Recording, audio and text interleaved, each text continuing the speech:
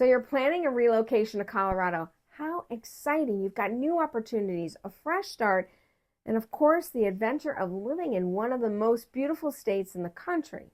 But here's the catch.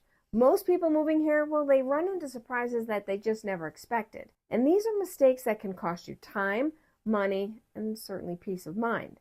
And in this video, I will walk you through the biggest relocation mistakes that people make when moving to Colorado and how you can avoid them. And I want you to stick around because at the end, I'll show you how these lessons tie directly into choosing the right neighborhood for your needs. And that's exactly what we'll cover in the next video. All right, mistake number one is underestimating the cost of living. So one of the most common mistakes in relocation is focusing only on that home price. So what many movers don't realize is that costs vary dramatically between areas. You've got property taxes, your HOA fees, utilities, and even seasonal expenses like heating in the winter or maybe cooling in the summer, because that can really shift your monthly budget. So if you're relocating, don't just calculate the mortgage. I want you to look at the total picture so that you don't find yourself stretched too thin after you move in. All right, mistake number two, ignoring commute realities. Colorado maps can be quite deceptive. So what looks like a short distance might actually take twice as long during rush hour. Oh, and if you add in those snowstorms or maybe mountain traffic, suddenly your evenings look very different than what you had imagined. So if time's a priority, I want you to test those commutes. You can do that virtually or talk to locals about what it's really like at peak hours. Now this could save you countless of hours each week. Mistake number three, relying only on school ratings. So a lot of households relocating Colorado look at school ratings online and then they just stop there. But that doesn't give you the full picture. The fit of a community often goes beyond test scores. Look at the after-school activities, local parks, and the overall vibe of a neighborhood, because that can all play a role in day-to-day quality of life. When you relocate, think about what matters most in a community, not just what's listed in a rating.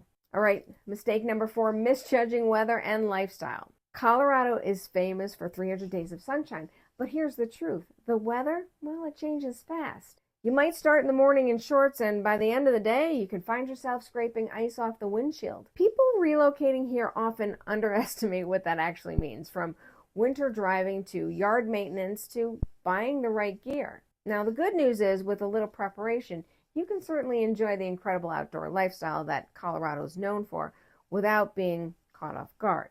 All right, mistake number five is overlooking community fit. Sometimes movers get so focused on finding the perfect house that they just forget about the big picture, the community that you're going to live. Relocating isn't just about four walls and a roof. It's about where you'll build connections, where you'll find weekend activities, and where you're going to feel at home. So I want you to take the time to explore neighborhoods. Do this virtually or even drive through if you can. Because the right community can make all the difference in how smooth your relocation feels. All right, here's the good news. Now you know the mistakes that many people make. And you know what? You don't have to repeat them. And I understand the stress that comes with relocating because, well, I've been through it myself. I moved to Colorado from out of state, and now I guide clients every day to avoid those very challenges and help you transition with more confidence. So today we covered the biggest relocation mistakes: underestimating the cost of living, ignoring commute realities, relying only on school ratings, misjudging weather, and overlooking community fit.